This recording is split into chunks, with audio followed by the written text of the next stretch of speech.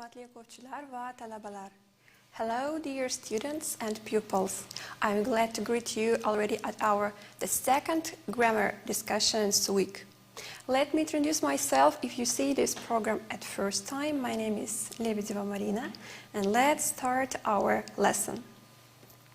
Today I'm going to continue the previous week topic, word formation methods. Actually, on the previous lesson we were talking about two methods of creating new words. We're going to continue this topic, and before we'll start, let's talk about definition itself again. So, word formation refers to the ways in which the new words are made on the basis of other words or morphemes. So actually we cannot imagine our life without using and creating new words itself. It's a really important and significant part of linguistics. We cannot imagine our life because every day we may face with new technologies, inventions. That's why it's a requirement of time. So, on the previous lesson, we were discussing compounding and affixation. Compounding, as I told you before, let's refresh in our mind with a couple of words, is a method of creating new words when we take two or three words and combine them into one new. We have three types of compoundings. They are two separate words, one word, and word joined by the hyphen. Affixation. Affixation is a really important and significant method of creating new words, using which we may create a lot of words. Prefixes are added before the root of the word and suffixes are added after the root of the word. Today we are going to talk about conversion and about stress change. Let's start, please. Conversion. What is this? Is a phenomenon that manifests itself in the ability of a word to change part of speech. Actually, we may create noun from the verb or verb from a noun, and we may differentiate this method into two types: absolute conversion and non-absolute conversion. What is the difference between these two methods? Absolute conversion type means that we form words from one part of speech into another without any changing in writing, in spelling, and in pronunciation. But in non-absolute type, we change pronunciation of the word. Writing stays itself without changing. Please look at some examples of absolute conversion. Picture. Picture is a noun. We can see some pictures. In other words, I fixed into brackets. Definition is illustration. We transform this word into the verb and we've got to picture. I added participle to, and that is all. I mean about changings. You may see the same spelling and the same pronunciation. Next example, hope is expectation. In other words, it's our ideas that we'd like to get. And to hope, to act, to expect something. Also the same situation, or milk is some component that we may add into the food in order to cook something, and to milk. Only difference is participle to, and we get some new word, getting milk from the animals. This is the absolute type, as I told you before, no changings. Non-absolute type. Please, I gave you two examples. To close and close. With a red color, I highlighted sounds in transcription which are changed. In the verb, we should pronounce Z sound. To close, to close. In the next word, in the noun, close. To close is a verb when we'd like to put some border between you and, for example, maybe street. To close the door, to close the window. We should pronounce that. When we are talking about adverb or adjective, close. For example, my sister lives close to me. Adverb. Or This is my close friend, adjective. Actually, we should pronounce S sound in this word. This non-absolute conversion. The second example is use, to use. I gave you some definition in the brackets. The same situation, one sound is changed. Please remember these facts. Absolute without changing, non-absolute changing in pronunciation. Now please look at this slide and let's talk about the ways of how we should differentiate conversion. We have 5 types, 5 ways of differentiating conversion. The first one, verbs are formed from nouns with which these actions are performed. What does it mean? It means that we have straight connection between noun and verb which was created from this noun. I to I. I is a part of our body, it's our organ, and to I, examine. Actually, we cannot examine with the help of leg, nose, or other part of our body. That's why we have straight connection between these 2 words. Another example is hammer is a noun which means tool. To hammer, it means to act, to fix something with the help of hammer, to beat something. Actually, we cannot do it with the help of other things, maybe dishes or other tools. We have some particular tool for this purpose. So remember, the first way of creating conversion is usage of straight connection between these words. The second one, from nouns appear verbs that convey the characteristic actions of the subject. So please, here we are talking about not only about actions, but also about some characteristics which are actual for some things. For example, fox. Fox and to fox. Fox is an animal, you know, and to fox, to trick. We may say that children are foxy sometimes. They may trick. So it means that they would like to get something from their parents, maybe sweets or something else. So it means that we take characteristic from this animal. It is foxy or tricky. Or another example, mother to mother. Mother is a person, is a member of everyone's family. So, to mother, it means to care about someone, to give a birth. When we talk about mom, when we say this word, we mean some person who is really careful. That's why to mother, to care, to give a birth. So this is the second type of creating conversion. The third one. The third one, actions that convey the accumulation of what is indicated by the original part of speech. What does it mean in our simple words? When you would like to collect something, to combine something in a one big amount. For example, fish to fish. It means to catch fish, not only one, but maybe 2 or 3 or even more. So, to collect, to multiply. The next one, number 4, verbs that convey the process of moving to places indicated by the original word. What does it mean? It means that we take something and we put it into the word which was the original. For example, I took my copybook and I bagged it. To bag. It means to put something into the bag. Or garage. Garage is a place where we used to park our cars. To garage, it means to park the car. It's a process, it's an action. So that's why, if you will see these words, it's not a mistake. It's a verb which was converted from the noun, which was the original word. And the last one, the 5th type of how we may create conversion, how it was created. We talk about period of time.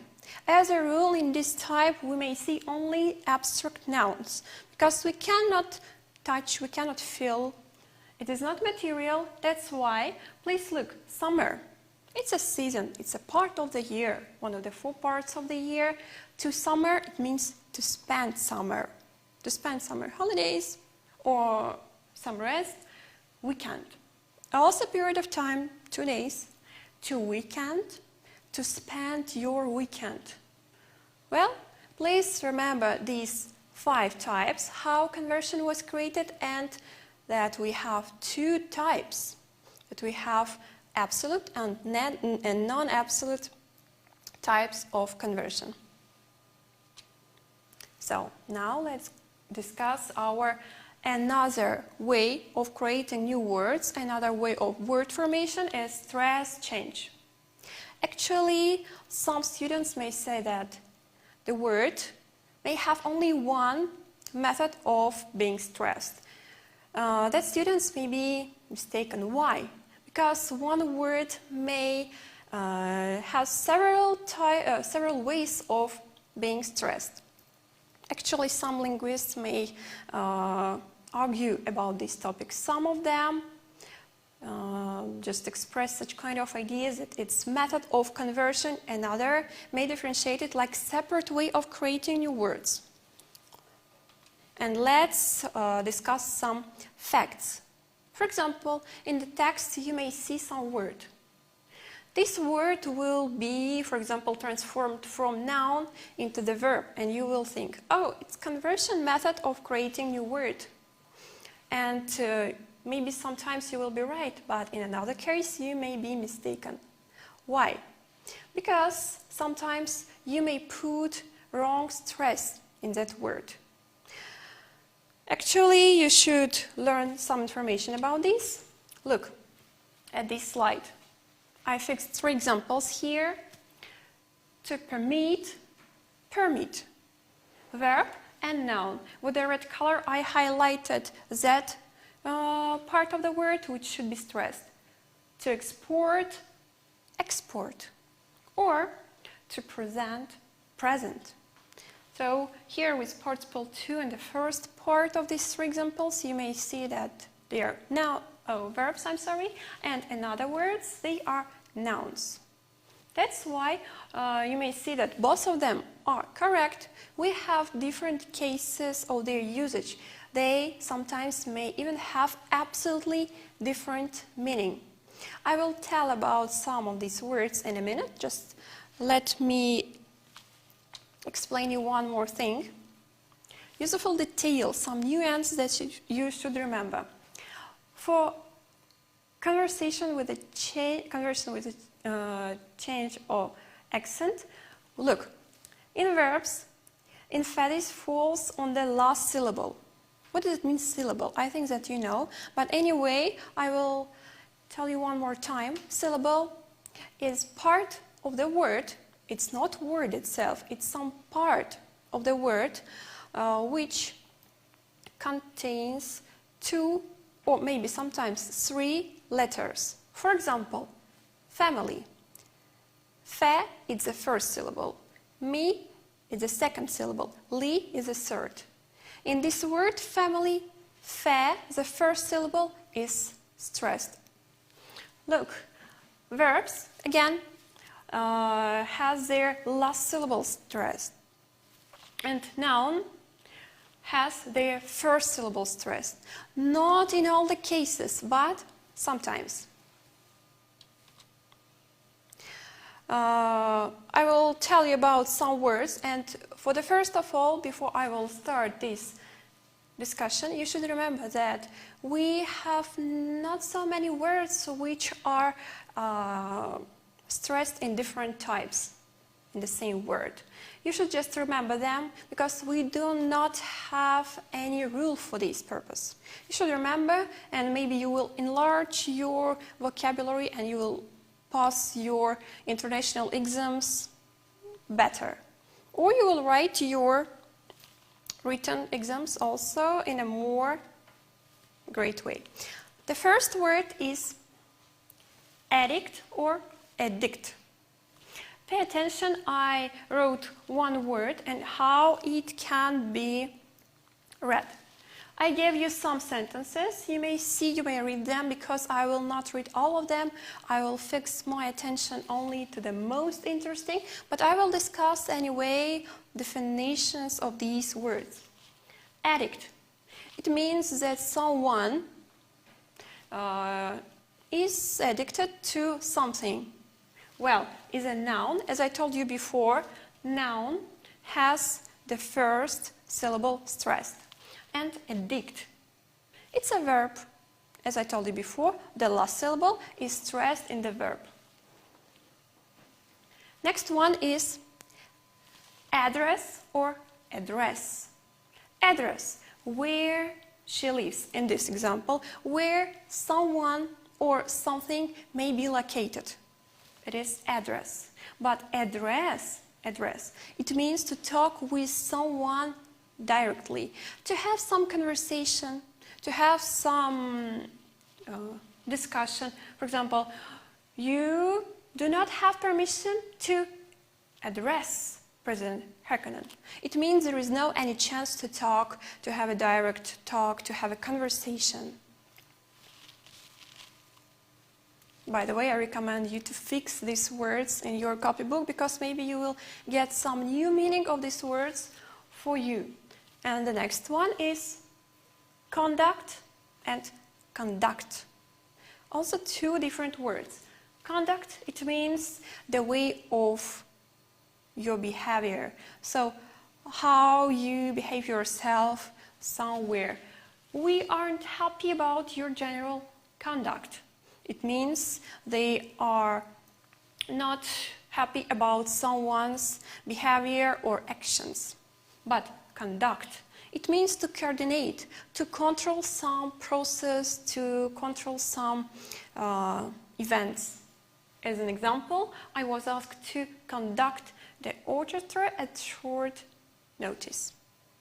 Well,